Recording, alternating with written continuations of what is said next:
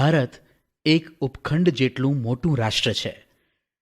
પ્રાચીન કાળથી અનેક જાતિ, પ્રજાતિઓ, સમૂહો આ દેશની સમૃદ્ધિથી આકર્ષાઈ આ દેશમાં આવતા રહ્યા છે, જેના કારણે ભારતીય સંસ્કૃતિમાં વિવિધતાનો સંગમ રચાયો છે.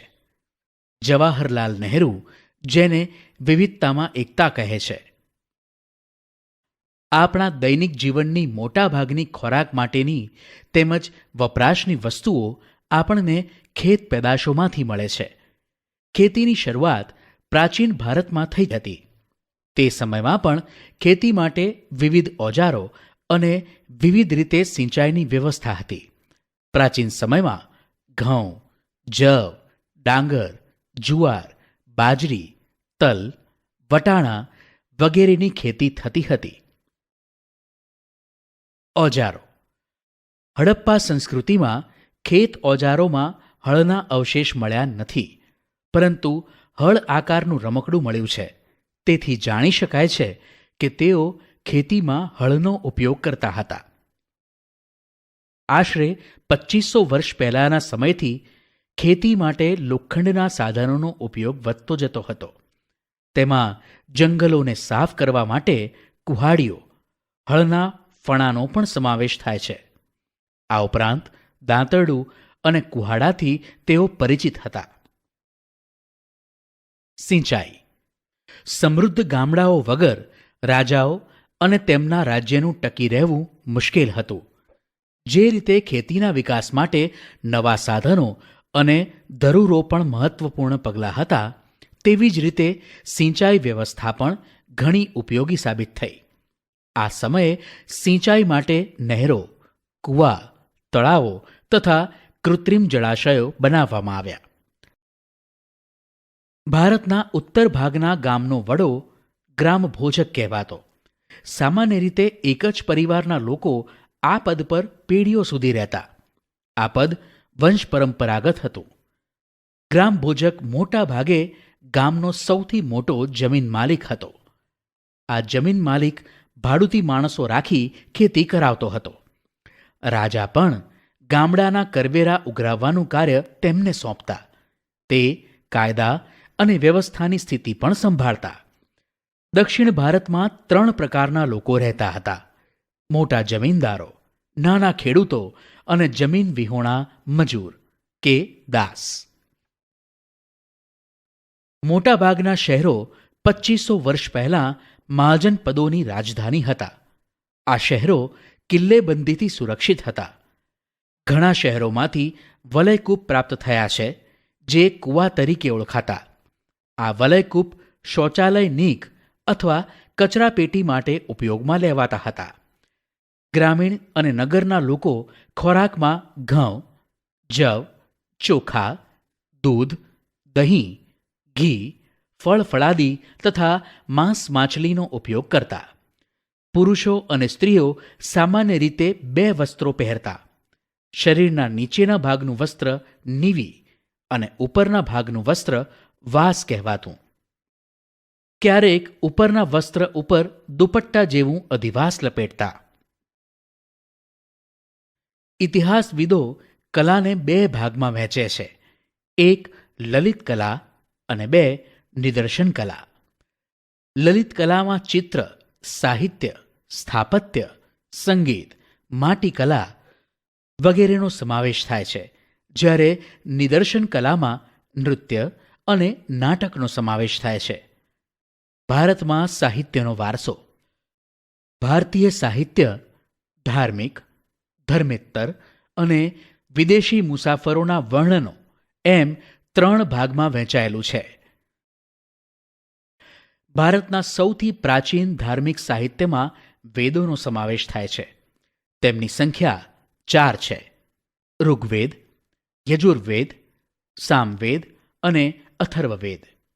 વેદોને સમજવા માટે બ્રાહ્મણ ગ્રંથો અને આરણ્યકોની રચના કરવામાં આવી, જેમાં શતપથ બ્રાહ્મણ, ગોપથ બ્રાહ્મણ અને બૃહદારણ્યક સૌથી અગત્યના ગણાવી શકાય. આ સિવાય રામાયણ અને મહાભારત એ બંને મહાકાવ્યો પ્રાચીન ભારતીય સમાજ, સંસ્કૃતિ અને ધર્મોનો ત્રિવેણી સંગમ છે. વેદ વ્યાસ રચિત મહાભારત પ્રારંભમાં જય સંહિતાથી ઓળખાતું, જે વિકસતા જતાં 1,00,000 શ્લોકનું મહાભારત થયું. તે જ રીતે વાલ્મીકી રચિત રામાયણમાં ભગવાન રામની કથા સાથે આદર્શ સમાજ જીવન અને નૈતિક ધોરણોનું ચિત્રણ થયેલું છે. 108 જેટલા ઉપનિષદો ભારતીય ચિંતનના મહામૂલા ગ્રંથો છે. કઠ, કેન, પ્રશ્ન, મુંડક, માંડુક્ય, ઈશાવાસ્યમ અને છાંદોગ્ય ઉપનિષદો ભારતના તત્વજ્ઞાન ચિંતનના મહાન ગ્રંથો છે. પુરાણોની સંખ્યા 18 જેટલી છે, જેમાં વિષ્ણુ પુરાણ, ગરુડ પુરાણ, વાયુ પુરાણ અને મત્સ્ય પુરાણ તેમજ ભાગવત વિશિષ્ટ ગ્રંથો તરીકે ખ્યાત થયા છે. હિન્દુ ધર્મની જેમ જ બૌદ્ધ અને જૈન ધર્મના મહાન ગ્રંથોમાંથી પણ આપણને સમાજ જીવન અને ધર્મની માહિતી મળે છે.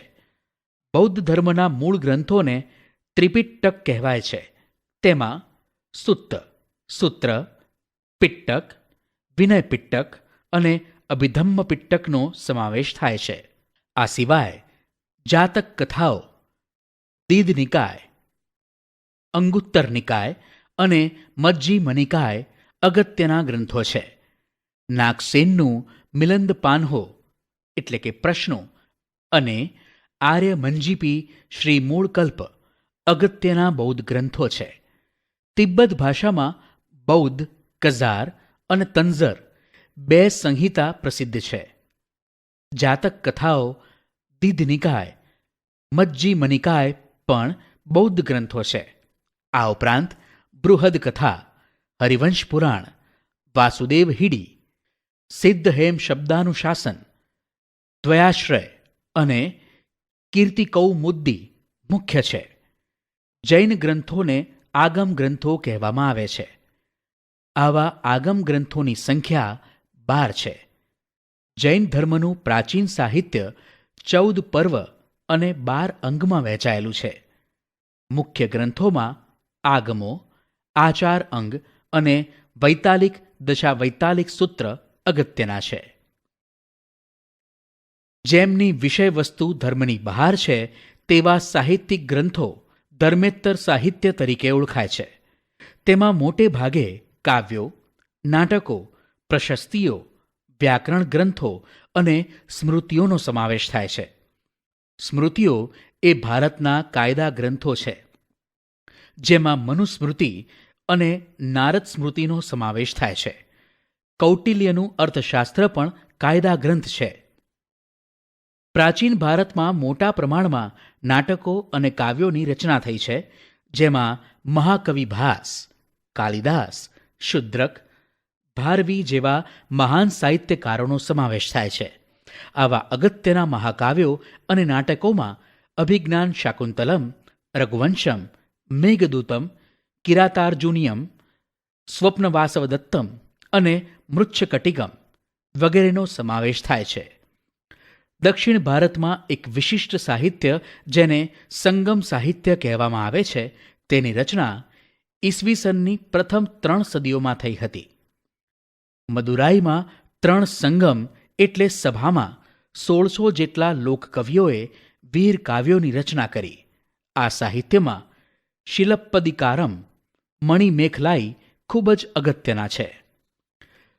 સંસ્કૃત ભાષામાં સર્વશ્રેષ્ઠ વ્યાકરણ ગ્રંથ પાણિનીનું અષ્ટાધ્યાયી છે, જે ઈસવીસન પૂર્વે 5મી સદીમાં રચાયું હતું.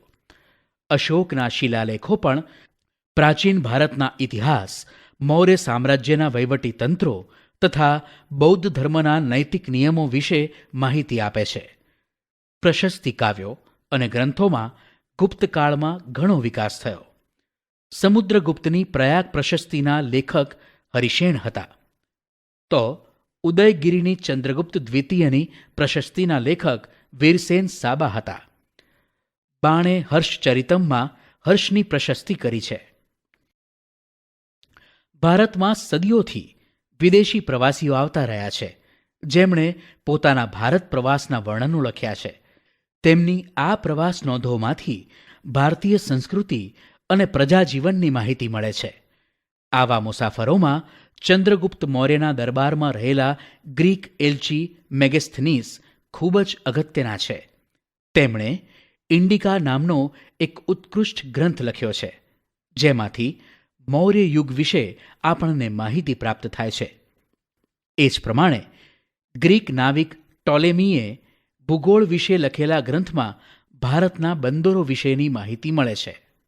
ચંદ્રગુપ્ત દ્વિતીયના સમયમાં આવેલ ચીનના મુસાફર ફાહિયાને અને સમ્રાટ હર્ષવર્ધનના સમયમાં આવેલ ચીની મુસાફર યુઆન શ્વાંગે તત્કાલીન ભારતીય સમાજ જીવન, શાસકો અને સંસ્કૃતિનું અદ્ભુત ચિત્રણ કરેલું છે. ચિત્ર મનુષ્યના મનોભાવને પ્રગટ કરતું વિશિષ્ટ માધ્યમ છે. સાથે સાથે તે જે તે સમયની વાસ્તવિક પરિસ્થિતિનું પણ ચિત્રણ કરે છે. ભારતમાં સૌથી જૂના ચિત્રો પાષાણ યુગના મળી આવે છે. મધ્યપ્રદેશમાં ભીમબેટક્કા નામના સ્થળેથી પાષાણ યુગના સમયના આદિમ જનજાતિએ દોરેલા 500 કરતાં પણ વધારે ચિત્રો મળી આવેલ છે, જે આજે પણ એટલા જ જીવંત છે. આ સિવાય અજંતા ઇલોરા અને બાઘની ગુફાઓમાં તથા અમરાવતીમાં ભારતીય સંસ્કૃતિ સાથે સંકળાયેલા ચિત્રો મોટા પ્રમાણમાં મળી આવે છે. અજંતા ઇલોરાના ચિત્રો વિશ્વવિખ્યાત છે, જેમાં બુદ્ધની જાતક કથાઓને અને બુદ્ધની સાધનાને ચિત્રોમાં વ્યક્ત કરવામાં આવી છે. પદ્મપાણીનું વિશ્વવિખ્યાત ચિત્ર ભારતીય સંસ્કૃતિનું ઘરેણું છે, તો ઇલોરાનું શિવ મંદિર એક જ શિલામાંથી કોતરેલું મહાન શિલ્પ છે. હડપ્પીય સભ્યતામાં જોવા મળતું નગર આયોજન એ ભારતીય સ્થાપત્યના વિશ્વ પ્રસિદ્ધ નમૂના છે. એક સમાન નગર રચના, સ્નાનાગાર, અનાજના કોઠાર, ઔદ્યોગિક એકમો અને વરસાદી પાણીના પ્રબંધ સાથે સંકળાયેલા અનેક સ્થાપત્યો હડપ્પીય સભ્યતા સાથે સંકળાયેલા છે, જે પ્રાચીન ભારતની ઇજનેરી કળાનો ઉત્તમ નમૂનો ગણાય છે. આ સ્થાપત્યોમાં ગુફા સ્થાપત્ય, મંદિર સ્થાપત્ય અને મહેલોના સ્થાપત્યનો સમાવેશ થાય છે. ગુફા સ્થાપત્યોમાં બારાબારની પહાડીઓ, નાસિકના ગુફા શિલ્પો, અજંતા ઇલોરા અને અમરાવતીના ગુફા શિલ્પોનો સમાવેશ થાય છે. શિલ્પકળામાં મૂર્તિકલાનો ભારતમાં પૂર્ણપણે વિકાસ થયો હતો. મૂર્તિકળામાં 2 કલા શૈલીઓ પ્રાચીન ભારતમાં પ્રચલિત હતી. એક ગાંધાર કલા, જે ગ્રીક અને ભારતીય કલા શૈલીનો સંગમ હતી. ઉત્તર પશ્ચિમ ભારતમાં અફઘાનિસ્તાનમાં આવેલા તક્ષશિલા અને ગાંધારમાં આ કલા શૈલીના અનેક નમૂના મળ્યા છે. તેમાં બુદ્ધની મૂર્તિઓ મોટા પ્રમાણમાં બની હતી. બુદ્ધની વિશાળ પ્રતિમાઓ આ કલા શૈલીમાં બામિયાન અને ચારસડ્ડામાં જોવા મળે છે. 2. અન્ય કલા શૈલી સંપૂર્ણ ભારતીય છે, જે મથુરા કલા તરીકે ઓળખાય છે. તેમાં પણ સૌ પ્રથમ બુદ્ધની મૂર્તિઓ બની. પછીથી મથુરા શૈલીમાં હિન્દુ દેવી દેવતાઓની મૂર્તિઓ બનવા લાગી. અમરાવતી, અજંતા, નાસિક, સારનાથમાં પણ મૂર્તિકલાના નમૂના પ્રાપ્ત થયા છે. બૌદ્ધ ધર્મના સ્થાપત્યમાં સ્તૂપ, ચૈત્ય અને વિહારોનો સમાવેશ થાય છે. ગૌતમ બુદ્ધના નિર્વાણ બાદ તેમના જીવનની યાદગીરી રૂપે સ્તૂપ નિર્માણ શરૂ થયું. સૌ પ્રથમ વજ્જી સંઘમાં આ સ્તૂપોનું નિર્માણ થયું. સ્તૂપ એટલે નાના ગુંબજ આકારનું અંડાકાર સ્થાપત્ય, જેમાં મધ્યમાં બુદ્ધના અવશેષોને દાબડામાં રાખવામાં આવતા અને બૌદ્ધ ધર્મીઓ ત્યાં ધ્યાન ધરતા. પછી સ્તૂપો ભારતમાં મોટા પ્રમાણમાં બનવા લાગ્યા, જેમાં અશોકનો સાંચીનો સ્તૂપ, લુંબિનીનો સ્તૂપ, સારનાથનો સ્તૂપ ખૂબ જ અગત્યના છે. અશોક પછીના સમ્રાટોએ પણ સ્તૂપ નિર્માણની પરંપરાને જાળવી રાખી. સાંચીના સ્તૂપ ફરતે કાષ્ઠ નિર્માણ કરવાનું કાર્ય શુગ વંશના રાજાઓએ કર્યું. કનિષ્કે પુરુષપુરના એક વિશાળ સ્તૂપ, જેને શાહજી કી ડેરી કહેવામાં આવે છે, તેનું નિર્માણ કરાવ્યું. સ્તૂપની આસપાસ પ્રદક્ષિણા પથ હોય છે. ચૈત્યો પણ પછીથી બૌદ્ધ કલાનું બહુ જ મોટું કેન્દ્ર બન્યા. અમરાવતી, ભજ અને કાર્લેના ચૈત્યો વિશ્વવિખ્યાત થયા છે. બૌદ્ધ અને જૈન સાધુઓ જ્યાં રહેતા તે સ્થળો વિહાર તરીકે ઓળખાતા. જૈન અને બૌદ્ધ સાધુઓ આ વિહારોમાં રહીને અધ્યયન કરતા. યુએન શ્વાંગે ઉત્તર ભારતમાં અને ગુજરાતમાં 100 જેટલા વિહારો હોવાનું નોંધ્યું છે. જૈન સ્થાપત્ય કલા સાથે પણ મૂર્તિઓ અને વિહારો જોડાયેલા છે. શ્રવણ બેલગોડામાં આવેલી ગોમતેશ્વર જૈન મૂર્તિ વિશ્વવિખ્યાત છે. જૈન ધર્મના સાધુઓ અને બૌદ્ધ ભિક્ષુઓના નિવાસ માટે પહાડોમાં સંખ્યાબંધ ગુફાઓ બનાવવામાં આવી હતી. આવી ઘણી ગુફાઓ ગુજરાતમાં આવેલી છે. હડપ્પીય સભ્યતાનો વિસ્તાર અને તેની વિકસિત નગર વ્યવસ્થા જોતા એમ કહી શકાય કે ભારતમાં ઉચ્ચ શિક્ષણ અને ટેકનિકલ શિક્ષણ 4000 વર્ષથી અપાઈ રહ્યું છે. મોહનજોદાડોમાંથી શિક્ષણના અવશેષ પ્રાપ્ત થયા છે. આ સભ્યતા કાંસ્ય સભ્યતા તરીકે પણ ઓળખાતી, એટલે કે તેઓ કાંસુ બનાવવાની ટેકનોલોજી જાણતા. આથી જાણી શકાય કે રસાયણશાસ્ત્રનો વિકાસ થયો હશે.